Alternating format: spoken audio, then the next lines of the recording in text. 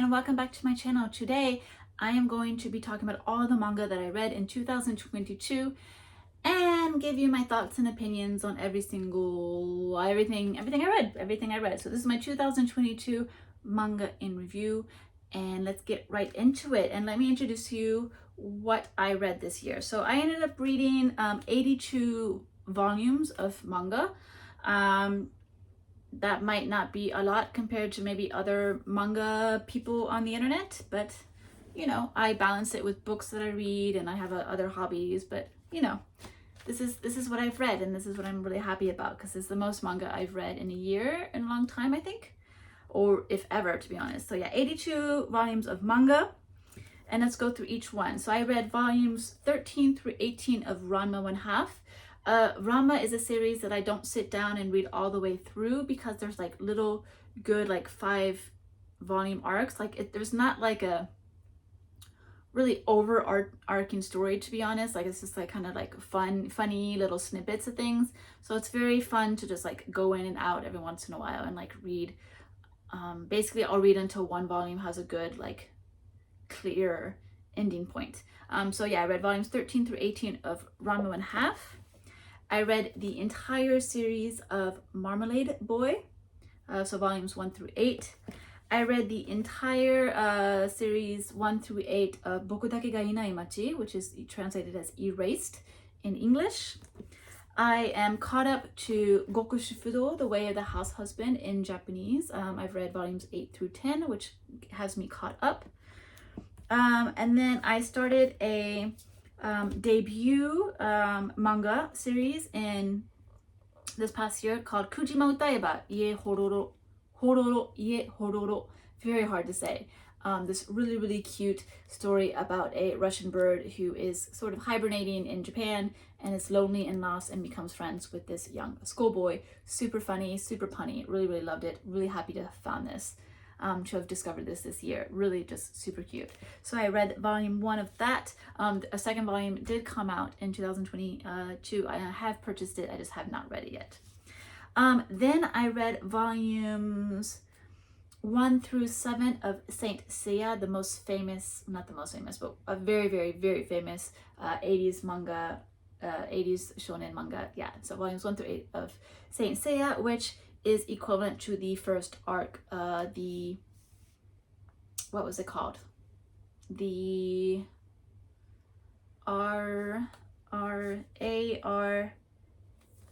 what's it called? I can't think of what it's called. But the second arc is called the Poseidon arc, and so I have not started that. I'll read that this year maybe. Then I read the one and only, for now, the one and only volume of 5080. It's a new manga I wanted to try out. Yeah, but I tried it out. Then I read volume 7, which came out of volume 7 of Orange, which came out this past year. It's an extra volume, and it's also the final volume, so I read that.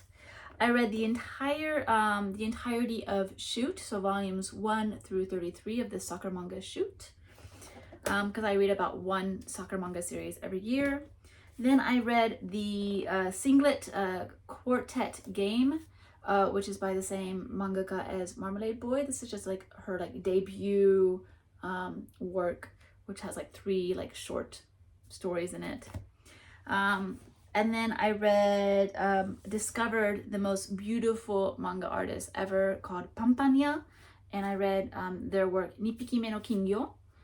This is absolutely stunning. Love this, and I've already I've already bought more works by Pampanya because this was absolutely beautiful.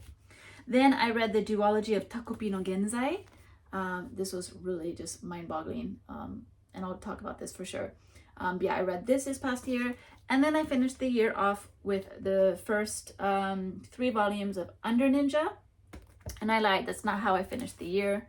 I finished the year off reading volumes 94 through 100 of the French translation of Detective Conan. Why is this the French translation and not the original Japanese like the other manga? It's because I started reading Detective Conan before I could read Japanese. And I didn't want to switch language in the middle of the series to, you know, keep consistency and whatnot. So this is the only manga I still read in French. So yeah, I caught up with all the volumes that are now out in French. So volume 100, and there's only 102 in Japanese anyway. So we're pretty much, the French translation always keeps very, very up to date with the Japanese releases. So that's really, really good. And yeah, so that's all the manga that I read this past year. Super, super exciting. So let's go through my favorites. So like I said, Nipiki me no Kingyo, definitely a super, super favorite. It's absolutely beautiful. It's about, basically it's like a short story collection basically, but in manga form. And it's all about this little girl, this little human girl, and has a very like penciled quality. It's just very few strokes to get her personality, but she's in the background is all these incredibly realistic like landscapes. Like every single page looks like this, and it's absolutely stunning. And it's basically just this little girl going through everyday life in Japan and asking like the type of questions you ask when you're a child. So it has a very, very strong fantasy element. It has this element of nostalgia and like wonder and just childlike innocence, and it's absolutely stunning. The art style, the humor is just beautiful. The other characters are absolutely amazing. And it's just like it's amusing because it really like looks at the like not only the story tells it, but the visual experience of separating child, youth, and wonder, and adults. Because the children, our main character, she has a very human head, very human physical body, but adults tend to have these very like amphibious heads. Like they look almost like dolphins or frogs or whatnot, and it's just absolutely stunning. So Pampanya, this artist, was a huge discovery for me. I've already bought 2 more volumes to read this year. Let me grab them because it's just worth sharing. So I bought these 2 that hopefully I will be reading at least one of them this year, because this is just stunning. I mean, look, you see this cover? This is what every single manga page looks like in these volumes.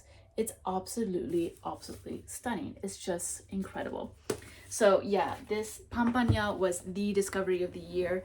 This needs to get translated into every language possible. I do know so far there are Korean translations available, and there are a few Italian translations available, but that's it. Publishers need to pick this up immediately. It's absolutely stunning. So that's a favorite. And then I really enjoyed this one, Kujima Utae ba Ye Hororo. This was absolutely delightful. The art is exactly what you see on this title page. This bird-like character is just so amusing. Absolutely love him. It's super punny. It's just adorable. It's just this bird, like I said, he's Russian, so he speaks in Russian in the book, and it's just absolutely hilarious. That he encounters this young boy, and the young boy decides to help this bird while it's in hibernation in Japan before it can go back to his motherland of Russia. And it's just a nichijou manga. It's delightful, it's humoristic, it's charming. And I think it's a manga that will just get funnier and better as it continues on. And once again, I've already bought the 2nd volume, and I will definitely be reading that in 2023 soon, because this is absolutely charming and delightful.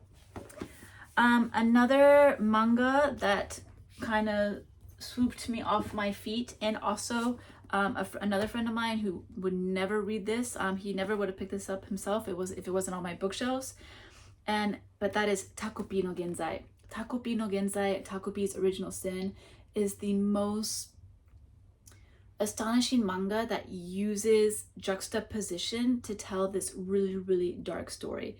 And it's just to show you more art style from the back.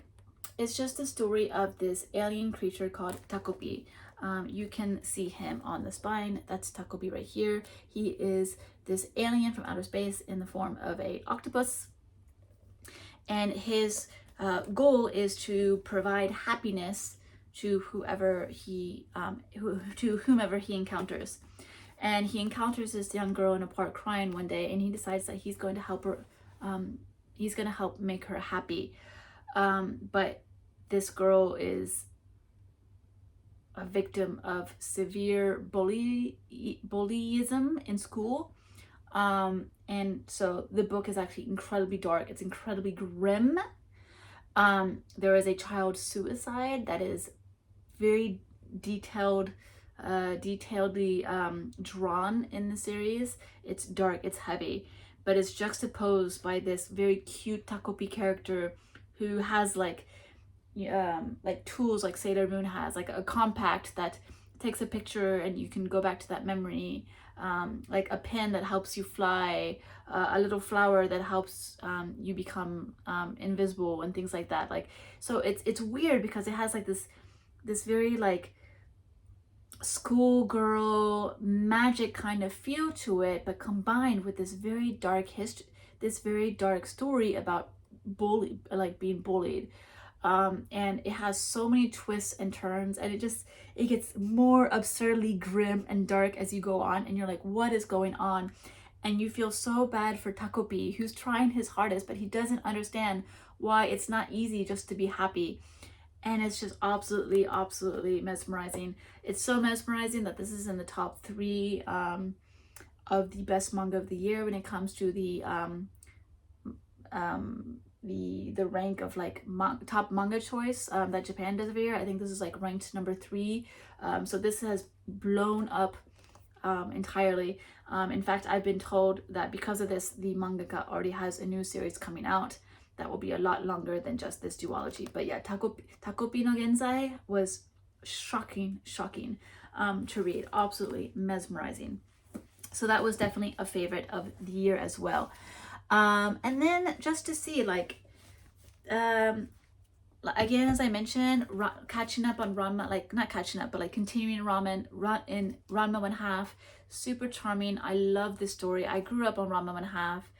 If you're not familiar with it, it's just a very, very, it was, I don't know, very famous at the time, about this boy and his father who fall into this pond in China that changes your appearance. So when he is hit by cold water, he turns into a girl, and when he hits by hot water, he turns back into a boy, and he's engaged to this girl named Akane, and it's just the shenanigans that go through this as his old rivals come and fight for him, and rivals in like martial arts, but rivals in love, and like it's just love triangles everywhere, and it's super cute and so funny. I'm always laughing so hard, so it's always a real pleasure to read Ranma. That's why I love dipping in and out of it and not just like chugging it in like one binge session. Gokushu Fudo, I thought volume 8 was kind of weak, although I have the special Japan cover only, and absolutely think it's absolutely adorable. But volume 8 was a little bit weak for me, but it got stronger again in 9 and 10, so very happy to have caught up with Gokushu Fudo, The Way of the Househusband. Orange volume 7, so basically Orange ended as a 5-volume series, and then volume 6 came out a long time after, and then volume 7 came out even longer than that. It just came out this past year, and I thought this was going to be another cash grab, because I'm the type of person, when an original series finishes, I don't continue. I'm done with it. I don't read spin-offs. Like I read of Naruto, I do not want to read Boruto. Yeah, I'm not a spin-off person. I especially hate it when it's spin-offs with the original characters' children. I just don't care at all. So I thought this was going to be a cash grab. And yeah, it probably is, but I have to be honest, it got to me. It touched my heart. I'm like, you did it again. Like, this manga is just... Why are you always trying to make me cry with like happy emotions, but sad emotions, and just like, tugs at your heartstrings? So, although probably a cash grab, I was still very happy to read volume 7 of this, and happily enough, the mangaka at the back says this is indeed the very last volume of Orange. We are done. It's finished. But like, they're very happy they wrote this, but they are done. So at least we know there's not going to be another cash grab. But still worth it. It was beautiful, absolutely beautiful. So I was happy to have read that. I'll say like. Okay, I'm gonna continue. So Marmalade Boy, shoujo manga. This was super funny. I'm so happy I read this. It's a crazy storyline. It's weird. I have to admit, it'll make you uncomfortable because basically it's about this girl and a boy whose parents decided to switch partners. So her mom and dad and his mom and dad switch so that her mom goes with his dad and her dad goes with his mom. And then they decide to all live together in the same house. So they're basically step siblings now, and they start to have feelings for each other, and they're not sure if they're supposed to have feelings for each other. It's all very, very weird. But it's very funny and very cute, and it ends quite well and normally, I'll say that. So it's yeah, so really this was funny. Like, it's super famous for a reason, and I understand why. And so I ended up really enjoying this. However, reading the single debut work of that author, the Quartet Game, this was kind of useless, especially the main story, Quartet Game. I thought that was pretty dumb, like really, really bad, to be honest. The third story got better, and it became more like you could feel her starting to get a feel for the kind of humor she wants to do and the kind of plot she wants to do. So this was kind of useless to read, but Marmalade Boy was definitely worth reading for sure. Then, 僕だけがいない街, Erased is a very fantastic eight book series mystery manga. It's the first time I read a mystery manga, and this was just really, really fun. I really enjoyed it. I had attempted it once before. I had read the first 3 volumes, but at the time I just couldn't get the rhythm of the Japanese. It was really preventing me from getting into the story. And to be honest, reading it this time around, like the first 2 volumes or 1 volume and a half felt that way. I was like, wait a second, I'm still struggling. There's something weird. So for me, the voice of the manga is a little weird in volume 1 and then the volume 1.5 basically. But after that, it flows, and it's really, really addicting. It's basically about this boy who has the ability to sort of go back to an earlier moment in time. Like, he has this like flashes of like danger, and he's able to go back in time immediately at that point to fix whatever it is. But one day his mother is murdered, and he ends up flashing back not to the moment of her murder, but he goes all the way back to his childhood when he was in elementary school. And he thinks that if he can prevent the incident that happened at that time from happening, maybe somehow that will save his mother in the future. So it's this really, really great crime story. The perpetrator is obvious, but that doesn't deter from the story. I still think it makes it really interesting, and I still think maybe even because it's obvious, it actually ups the creep factor in a way that makes this still a very page-turning mystery. So yeah, my very first mystery manga, and it was really, really fun. So I think I definitely want to look into reading more. He has published another series since then. I'm not sure if it's finished or not. I have to see that. But I have seen it many times in the bookstore. So whether it's completed or not, I think I might check it out. If it is another mystery manga, because this was really fun to read. Like, I love the idea of just like an 8-volume manga mystery series. Like, I think that's absolutely fantastic. So really enjoyed that one. And then, so we went from very strong and we were getting a little weaker. I'm gonna go with something that's not weak, kind of.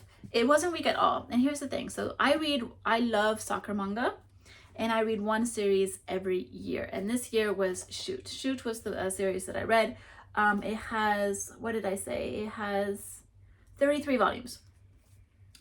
And the first third of this was hilarious. Absolutely. I loved this manga at the very, very beginning because, I mean, I thought it was going to top the charts as to my favorite soccer manga, because the thing about soccer manga is that I love soccer. I've been playing it all my life. I've been watching it all my life. Like, I love soccer. But I can understand that a lot of soccer manga might not have a lot of general appeal to people who don't enjoy soccer as much. Like, it's maybe too heavy on soccer for some people. While, I mean, I haven't read any other sports manga, so I don't know how those are, but but this one, I thought the story didn't forget that there are 3 male main characters in it, and it actually shows them being, you know, silly, slightly perverted, curious about girls, like high school age boys who are up to shenanigans. And they do some really, really crazy stuff. And the way it's drawn, there are scenes I just could not cracking up, like now just remembering it. They're in my head, I can see like the pages where the alligator scene, it's so hilarious, it's so stupid, and it's like, but it was so good, and I just loved it because it just showed, like, you know, we have 3 male protagonists, and they are, you know, high school boys, but that's what they are, that's what they should be. And so I love that this manga actually really fleshed out the characters in that sense. But while the last 2/3 of the manga are definitely very, very soccer heavy, like it becomes a soccer manga at like after the first third. But I love the first third of it, and I thought it really had a lot of general appeal to people who might not be like super wanting to read soccer but still want to enjoy sports manga. So it did become more heavy soccer, which is fine for me, but maybe not better for the general appeal. But yeah, but I just loved that part. Like I thought it was absolutely hilarious. Now the thing that disappointed about me was the ending, and the fact that it doesn't have an ending. So the thing is, like, I thought it should have finished with like the high school tournament. Like the boys are in high school, they do this whole like huge high school tournament. It's fantastic. It would have worked so well. The series ended then, but then it decides to continue with the standard, you know, the characters become, you know, official national team players, which is standard. That's a standard thing in soccer manga. It happens pretty much almost every series. Like they're going to aim for the World Cup. You know, that's just the thing. That's what's, you know, that's what being an athlete is. You're going to aim for the highest rank. But the thing is, like, it only it's a 33 volume series, and we have like 2 volumes at the end about their, like 2 or 3 volumes at the end about their being on the national team. And it is so rushed and it is so forced, and the part in Germany becomes so ridiculous. I just couldn't take it seriously. Like for me, soccer manga, like if you're gonna go full like ham, I'm happy about it, and if you're gonna go serious about it, I'm happy about it. But when you start off kind of on the serious side with like just standard, like, you know, it is fantasy, like stuff like that, like I'm happy with that. But when you change focus at the end, you're kind of gonna lose me. So I was very disappointed that the author decided to rush those last 3 volumes. And then you just don't get a conclusion to the love story. Like there's a love triangle, and there's no conclusion from that, because it tells you to continue to the next series, which is frustrating, because I just mentioned earlier that I'm not someone who likes reading sequels to series. I don't like reading spin-offs or whatnot. And so I'm not going to get a conclusion to this series really, because I just read 33 volumes. Why are you trying to make me read more? So that was kind of unfortunate. And also, this series also has one of the worst covers I've ever seen in manga, and that is volume 16. Look how horrible this is. It's like, no words. Like he gives them this like look at volume 1, right? And then look at volume 16. Like volume 1, like it's an art style, it's a choice, but like it's consistent and it's fun. Volume 16 gives him like this realistic body and this weird head. Look at his eyes. It's the most creepy. I absolutely hate this volume. Like this cover is the worst. I was shocked when I saw it. It's like the absolutely worst manga cover I've seen. So yeah, volume 16 is really, really creepy as hell. But yeah, so loved a lot of that manga. Guy kind of got a little disappointed, and then I was like, you're not making me read anymore. I'm just not going to do it. I refuse. I have other things I want to read. So kind of sad about that. Then Saint Seiya is like, I grew up watching the anime of this, and the thing about watching the anime of Saint Seiya is that I watched it when every summer when I go back to France, I would watch this in the French translation, in the French dub.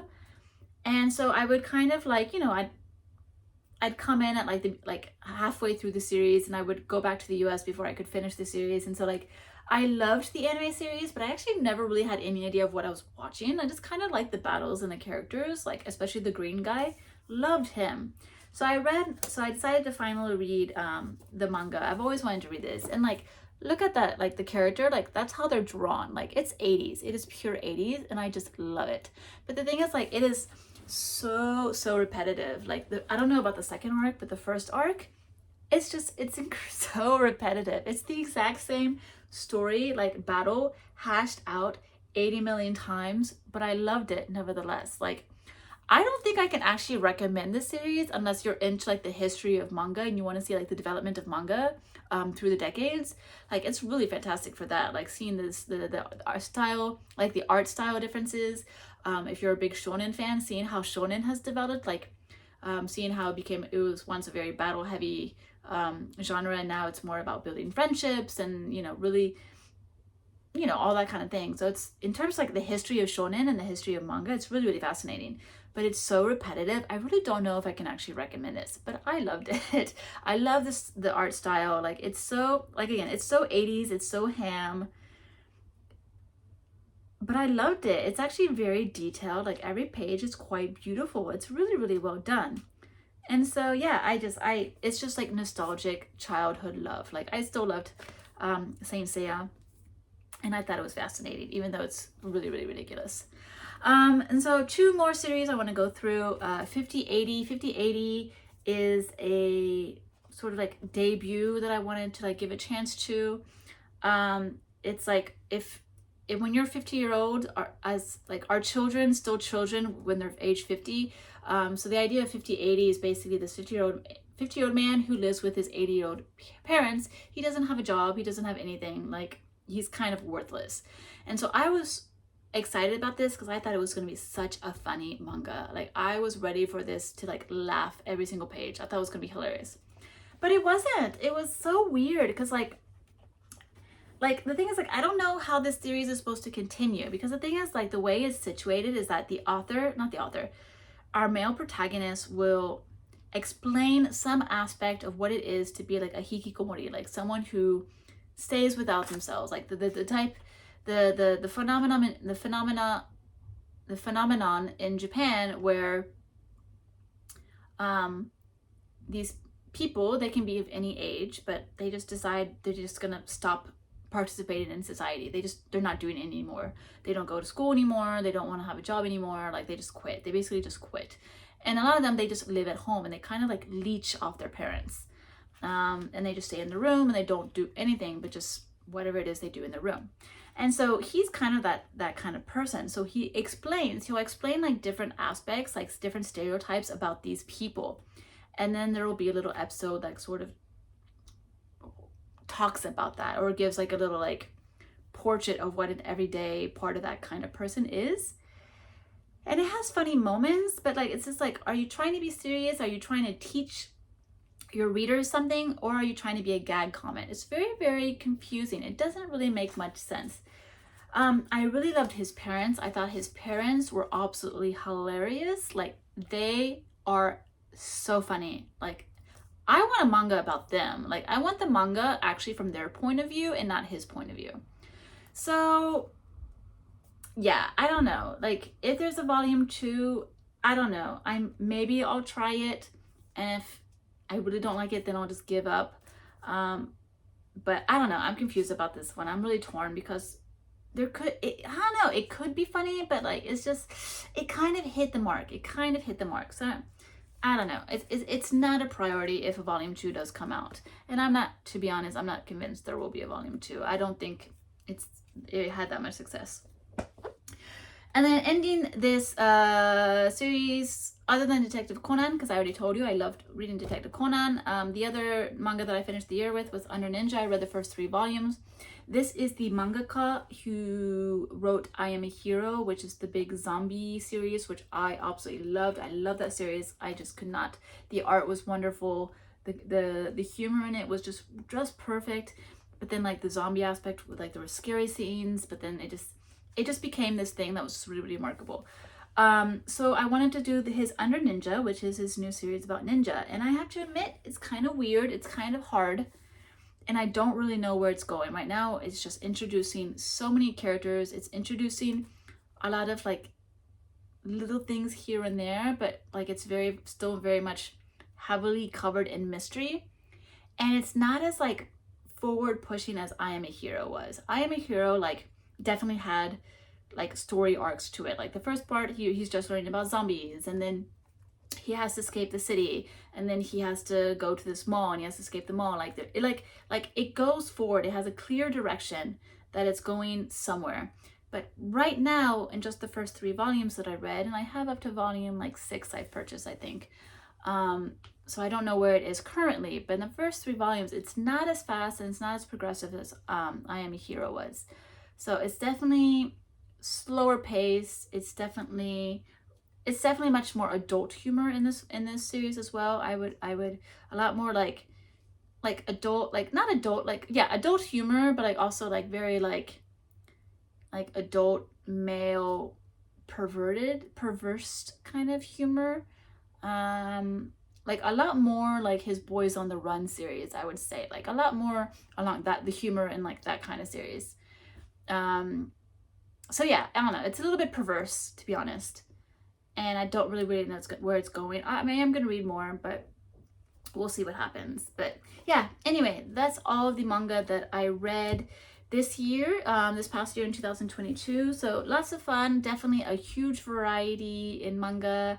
Definitely found some wonderful things, like again, Pampanya. Like everyone needs to read Pampanya, like seriously, it's beautiful, especially if you're a Yotsubato fan. If you're really into that, like this is like a level up of Yotsubato. Like it's absolutely stunning, absolutely beautiful. So anyway, that was all my reading in 2022. I hope to have again another fabulous reading 2023. Really hope to hit that TBR and clear out a lot of my shelves. I mean, I'm keeping all of it, but you know what I mean, like actually read what's on my shelves, because I have a manga TBR of 465 volumes.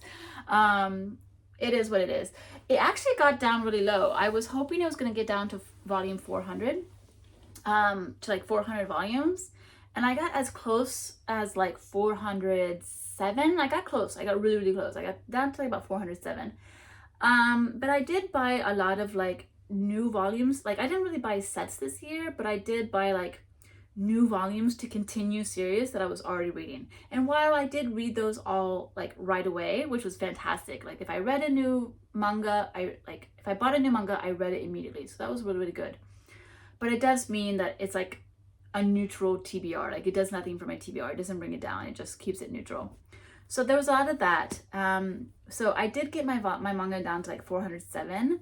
But then my amazing friends gave me the entire set of Dragon Ball, which is 42 volumes. So my manga TBR shot right back up to where it was at the beginning of the year, and it's back to 465. But I'm not going to complain because I now have the entire series of Dragon Ball, which I am so happy and I am just in love, and I can't wait to read it. Like I'm so excited about that. Like I've been wanting that set for years, and I keep telling myself I'm going to buy it, and I finally own it, and I'm so happy and so excited. So anyway, once again, thank you so much for watching.